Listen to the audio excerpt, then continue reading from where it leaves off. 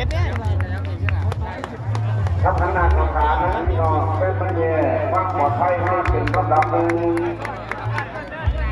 ไอ้ดำโบแย่งตลาดงานยิ่งแย่งแย่ทุกคนทุกมอง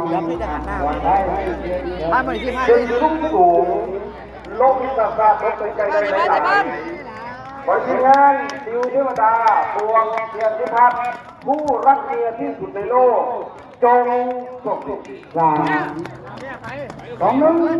ไป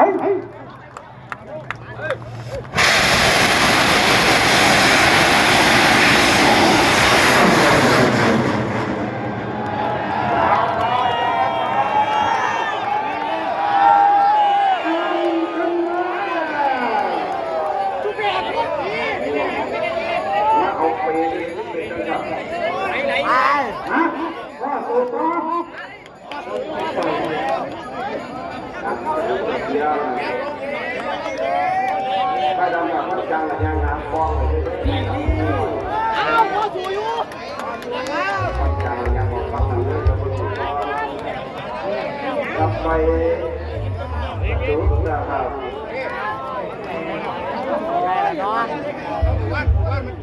งานแก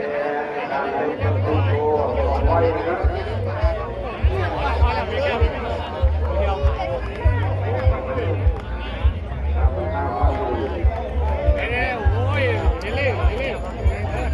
หลักมากนะครับไปเลยหลังช่วงต้นนะครับยังไม่มีนะครับกับการลงบอลนี่นะครับเป็นตัวไม่รู้ว่าเขาจะนะครับ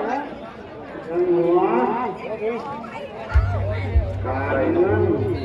ใส่หัวเวียงวนลงมาครับให้ดำเลยนั่งมาเลยนั่ง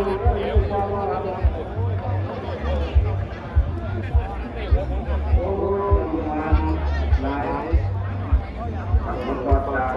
ขาจะมันปากมันครับแล้วก็ให้ดำนะครับขับเข้าที่ดอกแรกนะครับออกมาหาก้อนขาวที่มันอยู่ภายก้อนใหญ่ครับกระเพาะของหัวไหลเลยล่ะเอาหัวไหลเลยกรรมการพอดีเลยทางทีมงานลองดูเลยอาการบอดีเลยเนี่ยเสียงยังตรงนั้นครับอยู่ในป่าตะเกียนแต่เป็นที่มหาพื้นขาวเลยครับตอนนี้กำลังได้140นะครับเป็นรองเยอะให้ดำบานต่อเด้องานป่าเขาเผาเป็นเส้นทางนะครับให้นั่งทานเข้าทาเดิมเอียงหัวไหลโอ้ยกับจุดตกกับพ่อที่น้องคน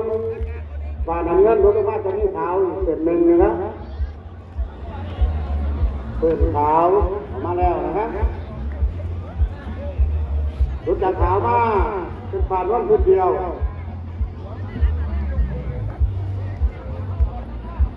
เบื้องที่ต้องเข้าน้ำแหลมไปนะครับหางของไว้จะพานลงมามองหันเพื่อนต่อไปรถเท่าขีดลงมาจะเป็นผ่านพุธเดียว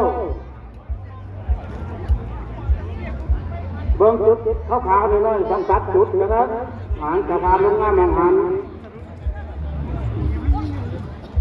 เป็นบังไฟไปเลย300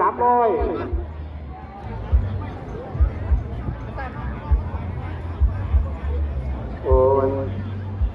ปฏิวัติจังใดเทวดาตามลงมาพึ่ง